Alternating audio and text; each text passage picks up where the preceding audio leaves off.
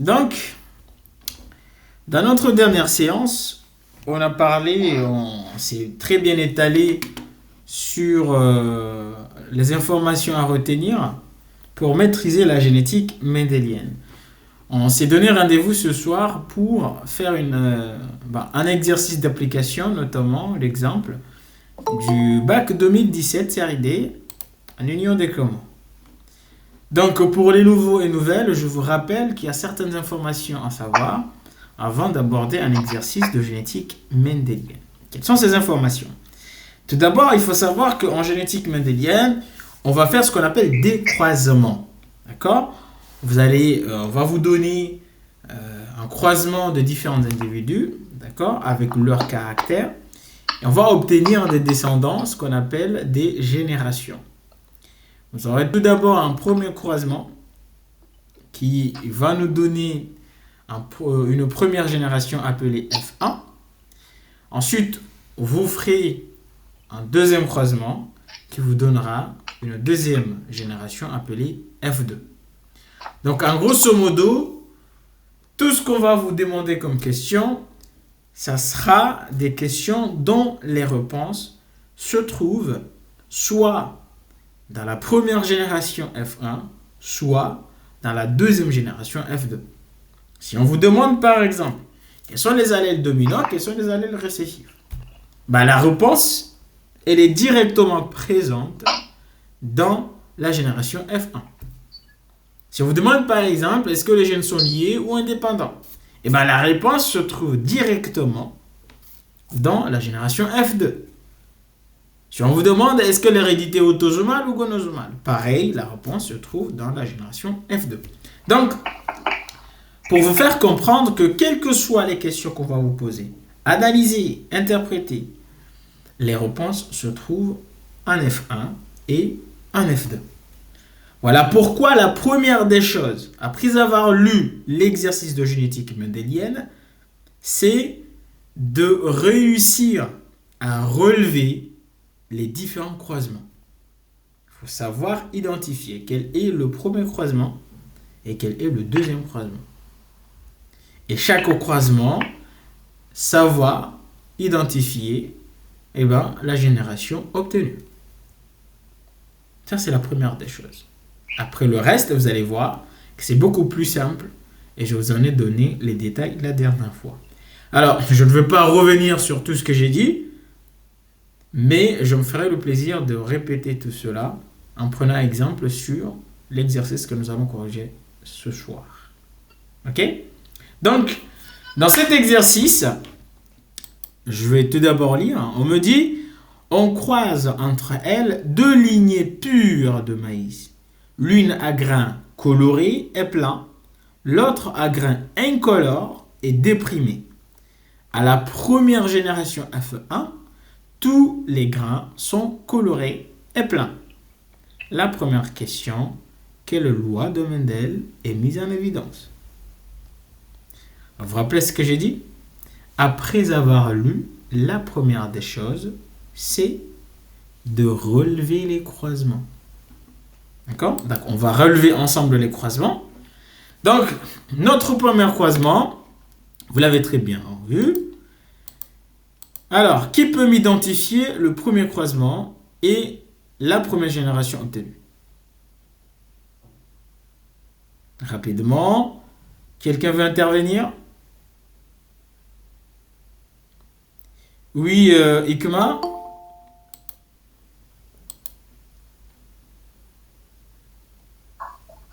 Moi, je n'ai même pas entendu. Alors, je vous ai dit, la première des choses, c'est d'identifier les croisements. Alors, j'aimerais bien, après avoir lu, qui peut m'identifier le premier croisement avec la génération obtenue? Oui, Ikema? Il faut activer le... Voilà, là c'est mieux. On t'écoute, Ikema. C'est le croisement entre les maïs de lignée pure, grains colorés et plats, et grains incolores et déprimés. Ok. Donc, vous l'avez tous vu. D'accord? Comme elle vient de le dire, on vient de faire un croisement, d'accord? Entre deux lignées pures, notamment le premier qui porte les caractères grain coloré et plein, et le deuxième qui porte les caractères grain incolore et déprimé. Et la première génération obtenue, F1, on nous dit ici, toute la génération F1 possède les caractères suivants. Grains sont colorés et pleins. Ok, donc ça c'est la première, la première génération obtenue à partir du premier croisement. Ça c'est une étape très importante. Si vous n'arrivez pas à identifier le premier croisement, ça va être compliqué parce que vous ne pouvez pas tout d'abord déterminer quels sont les allèles dominants et récessifs et vous ne pouvez également pas vérifier la première loi de Mendel. Donc il est très important de prendre le temps et d'identifier notre premier croisement. Ok? Ensuite, dans un deuxième croisement, vous allez voir, si vous lisez jusqu'en bas, vous allez constater qu'on a fait un deuxième croisement ici. On a fait quoi? On a fait un test cross entre la génération F1 et la lignée à grains incolores et déprimés. Ça, c'est un deuxième croisement. D'accord? Et je vous ai dit, il y a 3 types, ou plutôt 4, ça dépend. Mais moi, je considère qu'il y a 3 types de croisements qu'on peut faire lors du deuxième croisement. Quels sont les 3 types de croisements qu'on peut faire en deuxième croisement? Si vous vous rappelez de ce que j'ai dit la dernière fois. Back-cross. Croisement direct. Croisement direct. Croisement inverse. Et croisement inverse. Exactement. Il y a les 3 types de croisements. Donc, le deuxième croisement, il faut savoir que soit c'est back-cross. Quand on dit back-cross, c'est presque pareil de test-cross. Je vais vous dire. Croisement retour. Ou croisement direct ou croisement inverse. Alors, back-cross, tout d'abord, ça veut dire quoi? Ça veut dire on a pris un individu de la première génération F1 et on l'a croisé avec un de ses parents. Généralement, ce qui est doublement récessif. Ok? C'est ce qu'on appelle back-cross. En fait, c'est de l'anglais.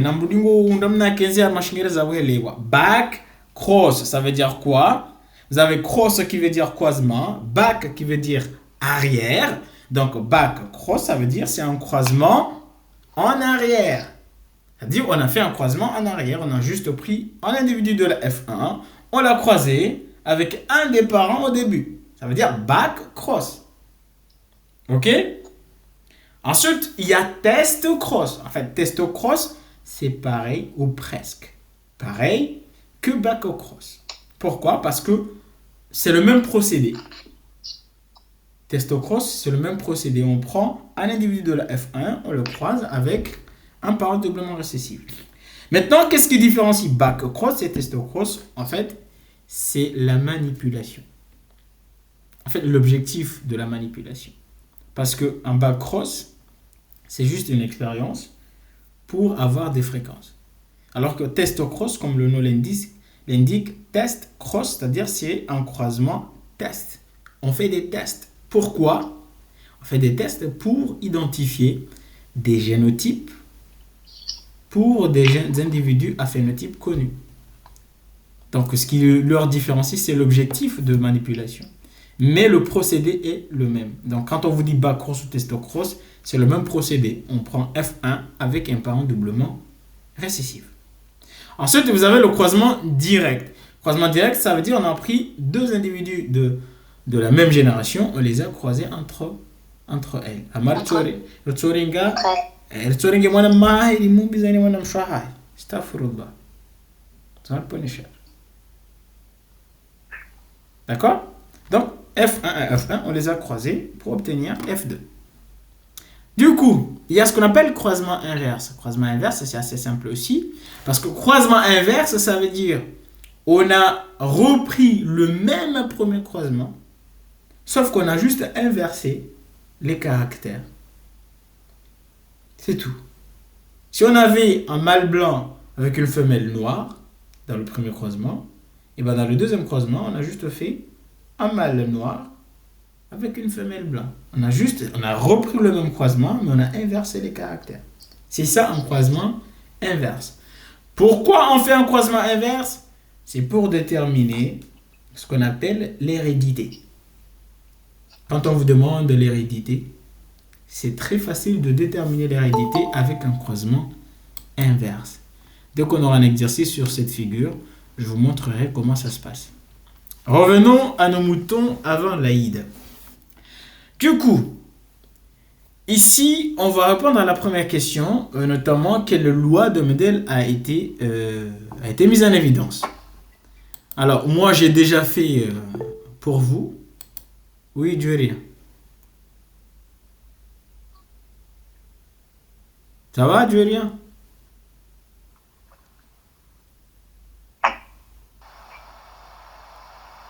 Et si tu parles, on n'entend rien parce que ton micro est fermé. Ok. Donc, chers amis, là, ici, je vous ai présenté la première des choses à faire après avoir lu l'exercice. D'accord? C'est de relever les croisements. D'accord? Oui, Irham.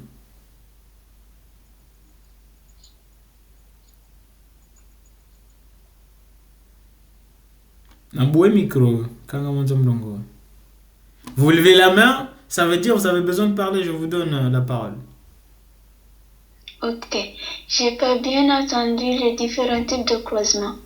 Ah d'accord. Alors il y a 3 types de croisements. Attendez.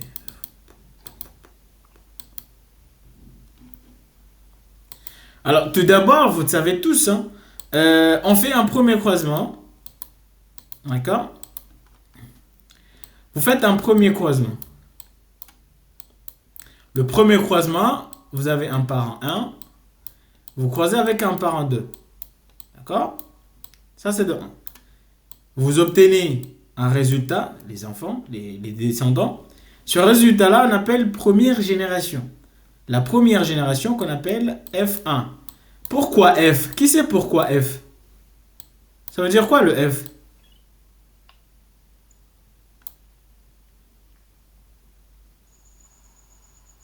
Oui. F, ça veut dire fréquence. C'est-à-dire les fréquences, les premiers. D'accord? Les premières fréquences. D'accord? F1, ça veut dire les fréquences de la première génération. Ensuite, on va faire un deuxième croisement. Alors, notre deuxième croisement, nous avons plusieurs possibilités. Soit je prends F1, je le croise avec un des parents qui était doublement récessif. D'accord? F1 avec P2 par exemple. Ça, c'est ce qu'on appelle un test cross ou bien un back cross.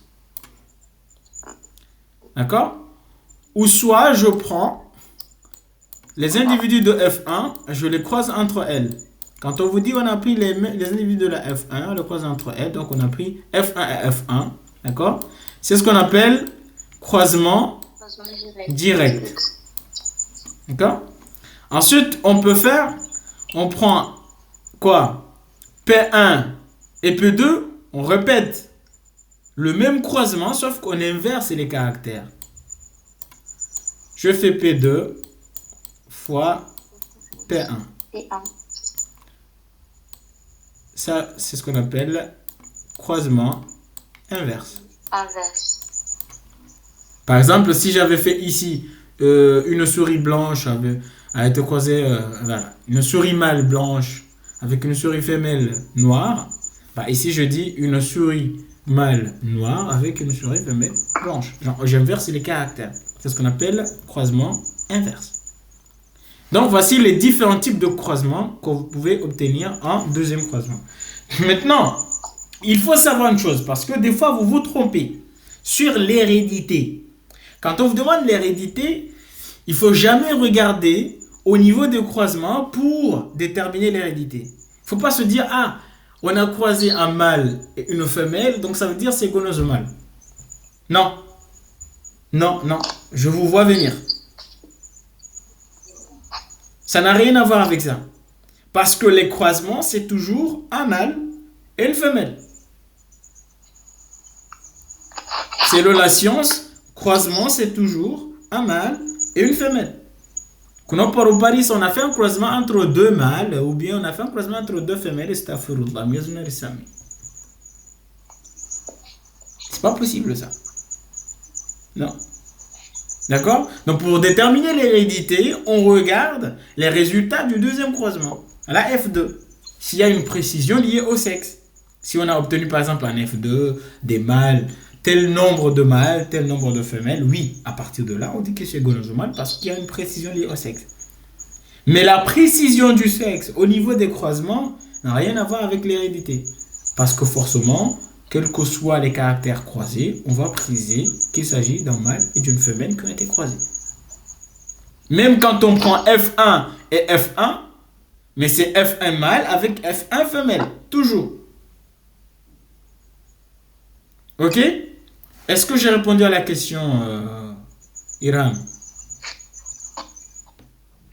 Oui, monsieur. Ok, très bien. Du coup, sur notre exercice, on nous a dit ici, dans le deuxième croisement, on fait un test cross entre la génération F1 et la lignée à grains incolores et déprimés. Selon vous, est-ce que c'est un back-cross, un back-cross entre croisement direct et croisement inverse? Croisement direct.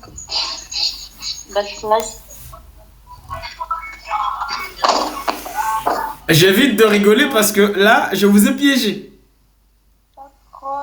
Il a même précisé ici. On fait un test cross. Je vous ai piégé. Vous n'avez pas vu le piège.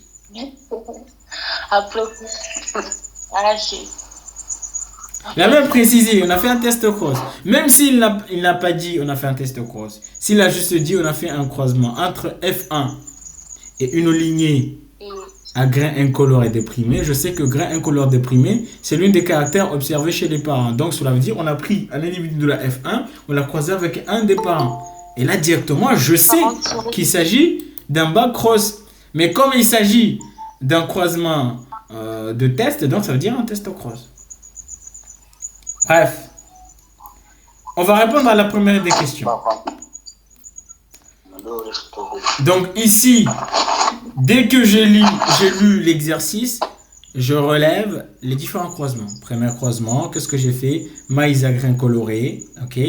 Maïs à grains colorés et plein a été croisé avec maïs incoloré déprimé. J'ai obtenu F1 grain coloré. Ok. Idriss.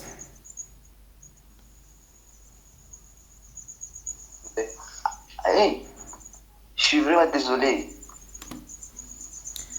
Il n'y a pas de quoi, cher ami. Du coup, C'est un accident. Mounir, tu as une question? Oui. Ok, je t'écoute. C'est différent croisement, ça change quoi au niveau de l'exercice? Comment? En mode de croisement différent. Ah, c'est une très bonne question. En fait, ça change quoi les différents croisements dans l'exercice? En fait, ça change quasiment tout. Parce que quand tu as un croisement direct, tu n'auras pas les mêmes fréquences dans la F2. Quand tu as un croisement, un test cross, tu n'auras pas les mêmes fréquences, pareil, en F2. Et vous oubliez qu'en fonction des fréquences obtenues en F2, c'est ce qui nous permet de déterminer plusieurs questions. L'hérédité, par exemple, les deux gènes s'ils sont liés ou indépendants, si y a crossing over ou pas. Donc, si, par exemple, j'ai fait un croisement direct et que j'ai obtenu des fréquences un quart, un quart, un quart, je sais directement qu'il s'agit de deux gènes indépendants. Alors que si, par exemple, j'avais fait un test cross, que j'ai obtenu, par exemple, un demi, je sais que les deux gènes sont liés sans crossing over, par exemple. Donc, ce qui veut dire que les différents types de croisements nous permettent d'avoir des résultats différents au niveau de la F2, qui nous permet de comprendre beaucoup d'informations dans l'exercice. Ok?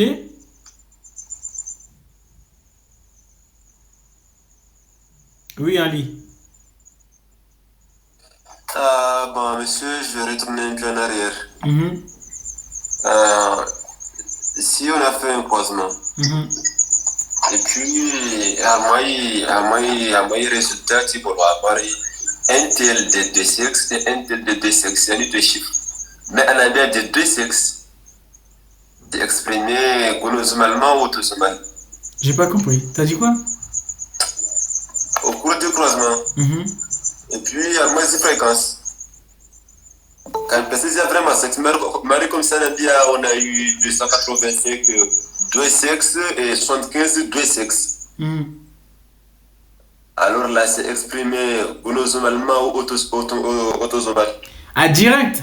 Parce que là, même s'il n'y a pas précisé, genre, il n'y a pas une précision totale du nombre de mâles et de femelles, mais il a distingué que nous avons deux types de sexe. Ce qui veut dire que là, nos résultats sont obtenus en fonction de sexe.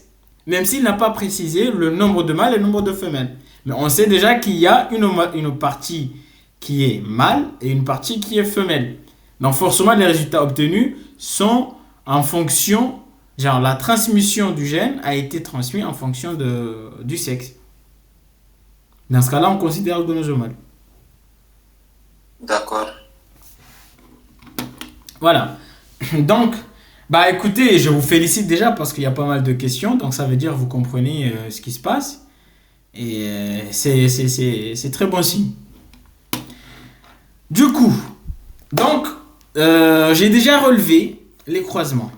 Donc, avec ça, en fait, j'ai réduit tout l'exercice, tout ce tralalala. J'ai réduit tout ça en ça. Et ça me permet directement de répondre à toutes les questions. Parce que toutes les questions qu'on va me poser, les réponses vont être soit en F2, soit en F1, pardon, soit en F2. Quelle que soit la question. Donc, on va répondre aux questions.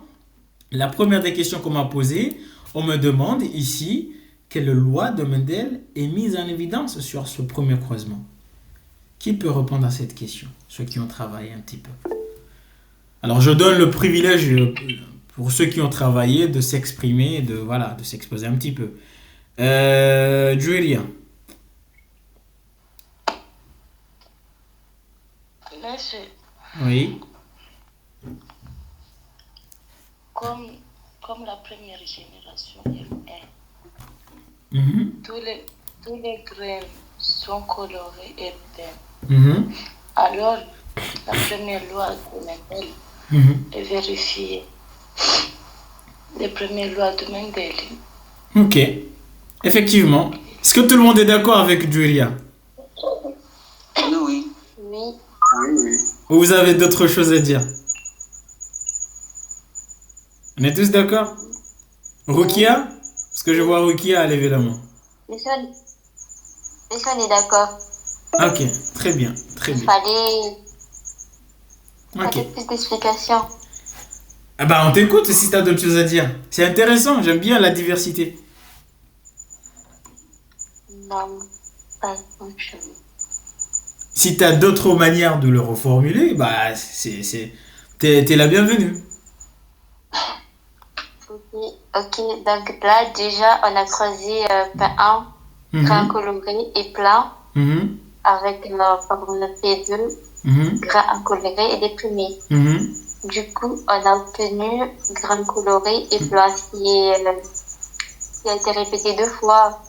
Donc là, on va considérer que ce sont les lettres qui sont dominantes. Enfin, que la première loi de Mendel a été vérifiée. Pardon. Ok. Intéressant. Ouais, tu as évoqué quelques informations, même si je juge que ce n'est pas vraiment important de les évoquer sur cette question. Par contre, la question d'après, oui. Si tu évoques ça, ça serait beaucoup plus intéressant. Euh, oh, mais après, ça rejoint directement à la réponse de Juria de tout à l'heure. Oui, Iram?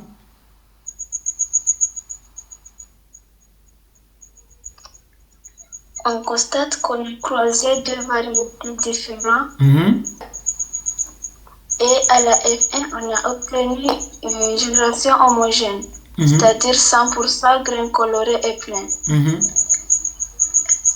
On peut dire que la première loi de Mendel est vérifiée. mhm. Très bien. Je sens il manque un petit peu de piment sur votre sauce là. Un petit peu de piment là. Il y a un truc. J'attends de voir pour les autres. Oui, c'était qui avait la main aussi? Pour ceux qui ont déjà parlé, baissez vos mains parce que là je vois pas tout le monde. Saïfudine. Monsieur, Oui. après le croisement, le premier croisement, Mhm, nous avons obtenu dans la F1 mhm, grains, euh, grains colorés et pleins. mhm, Donc, c'est 100% la première loi de Mendel. mhm, Les parents sont de race pure. mhm. Alors, c'est la loi de l'uniformité. Voilà ce que j'entendais. En fait, c'est la petite sauce que j'attendais. C'est la précision du nom de la loi.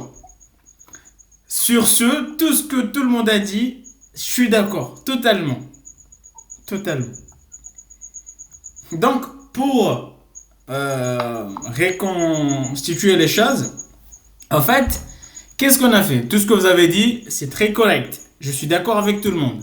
C'est le fait que nous avons croisé, d'accord, deux caractères, notamment coloré plein, incolore déprimé, d'accord, et on a obtenu coloré plein, d'accord, c'est-à-dire à la F1, tous les individus possèdent le même caractère, c'est-à-dire ils sont homogènes, d'accord. Et selon la première loi de Mendel, cela prouve que les parents croisés étaient des races pures. C'est ce qu'on appelle la loi de l'uniformité. C'est quoi la loi de l'uniformité? En fait, c'est la première loi de Mendel qui stipule que le croisement entre deux caractères différents, d'accord, si ça résulte un résultat qui est homogène, ça donne un résultat homogène pour tous les individus, ça prouve que tous les parents, genre les deux parents qui étaient croisés étaient des races pures. Uniformité, possèdent les mêmes types d'allèles. On dit ils sont homo-alléliques ou homozygotes, comme on le dit. D'accord? Donc pour rédiger en français correct, je vous laisse, d'accord? Je sais que vous tous vous connaissez l'Alliance française, soit parce que vous y êtes déjà passé, ou soit vous êtes passé devant l'Alliance française en taxi, mais vous connaissez l'Alliance française, vous pouvez rédiger cette phrase, je pense. Peut-être.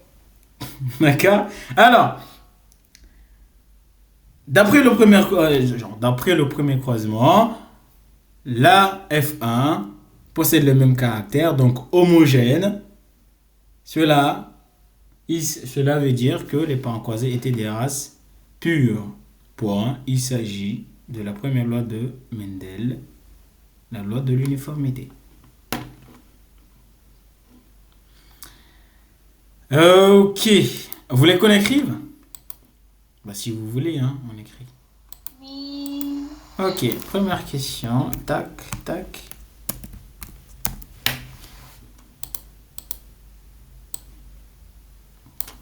Alors, on écrit à la F1, tous les individus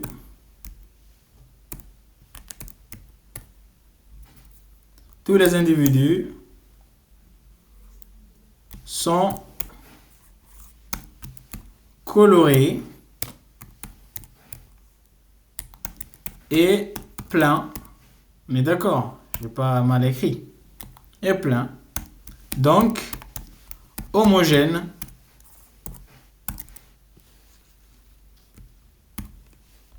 D'accord? La première loi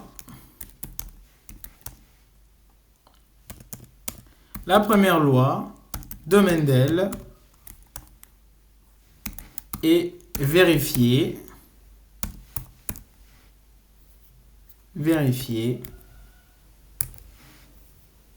La première loi de Mendel est vérifiée. Point. Il s'agit. Vous avez mal écrit vérifier.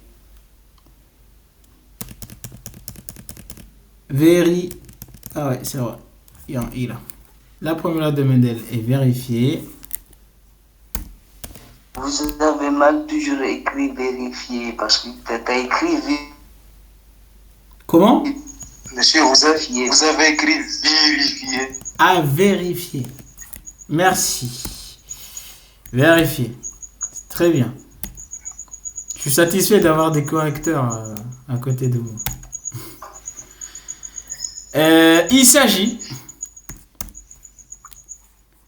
Il s'agit de la loi de l'uniformité.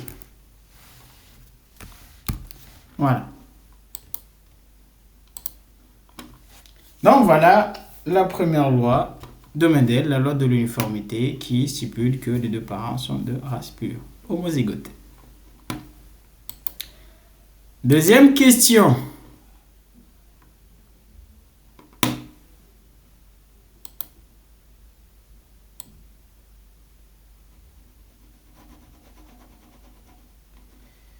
Tac, tac, tac, tac.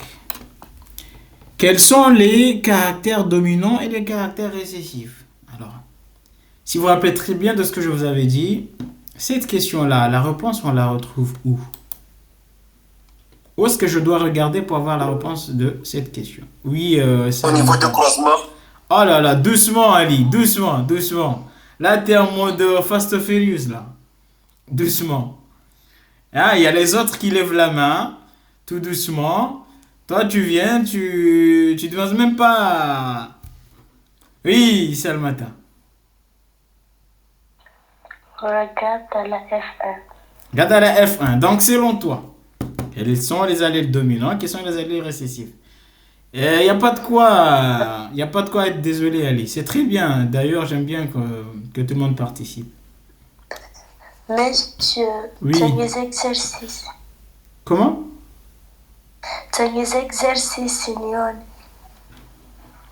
Mais c'est là. J'ai déjà résumé les croisements. Je peux déterminer, là. D'après les résultats de la F1,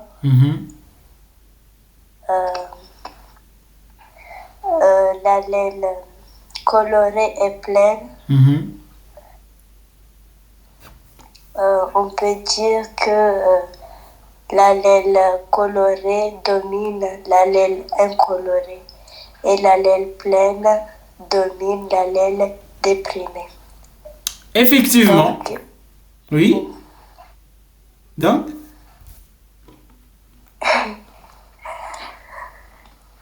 c'est bon. Ok, très bien. Alors, effectivement, elle a très bien résumé les choses. En fait, ici, vous avez très bien compris. Nous avons croisé quoi? On a croisé coloré, d'accord, plein, d'accord. Donc, incolore, déprimé. Donc, vous avez compris que là, nous avons deux gènes, notamment gène pour la couleur, soit c'est coloré, soit c'est incolore. Gène pour la forme, soit c'est plein, soit c'est déprimé. Donc, coloré et incolore qu'on a croisé, qu'est-ce qui est apparu en F1? C'est coloré. Donc, ce qui prouve que entre coloré et incolore, eh ben, coloré est dominant par rapport à incolore qui est récessif. Vous voyez la facilité si vous résumez. D'accord, vous identifiez les croisements, ça vous permet de voir la logique de ce que vous faites. Contrairement si vous voulez répondre aux questions avec l'exercice dans la totalité. Donc ici, j'ai coloré qui domine incolore et j'ai plein qui est apparu au détriment de déprimé. Donc ce qui veut dire que le plein est dominant et déprimé récessif. Donc, selon la F1, comme Salmata l'a très bien expliqué, selon la F1, coloré et plein sont apparus, donc ils sont dominants, et incolores déprimés sont récessifs. Ça nous permet, qu'est-ce que ça nous permet? D'accord? Ça nous permet tout à fait, lors des interprétations, de savoir que tout ce qui est coloré, ça sera représenté par grand C, d'accord? Et tout ce qui est déprimé, tout ce qui est plein, sera représenté par grand P. Et tout ce qui est déprimé, petit d. Tout ce qui est incolore, petit d.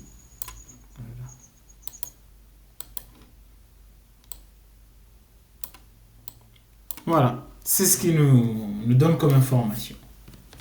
Ok? Donc, Oui. on avance sur notre correction.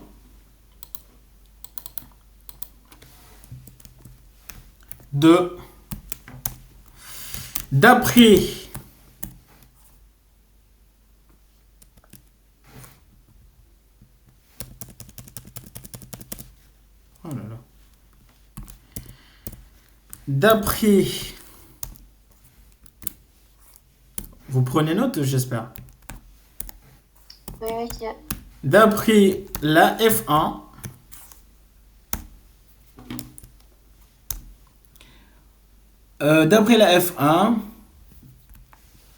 coloré et plein sont apparus.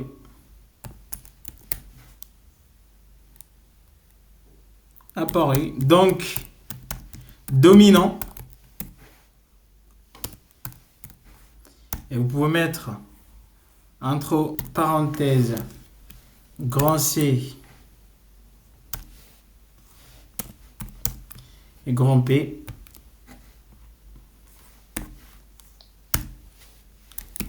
Et comment? Incolore. Incolore et déprimé. Incoloré et déprimé sont récessifs. Entre parenthèses, petit i et petit d. Monsieur, Oui. il reste 1 minute. Ok, alors, on va faire comme d'habitude, ok? Là, on vient de répondre aux 2 premières questions. Je vous renvoie à notre lien. Vous cliquez là-dessus et on passe aux 2 dernières questions. En 3e et 4e. Parce que ça, en plus, c'est les plus importants. D'accord? Parce que là, on va parler de gènes liés, gènes indépendants. On va parler d'interprétation. Revenez dans le groupe WhatsApp. Je vous envoie un autre lien et on reprend le cours. Ok?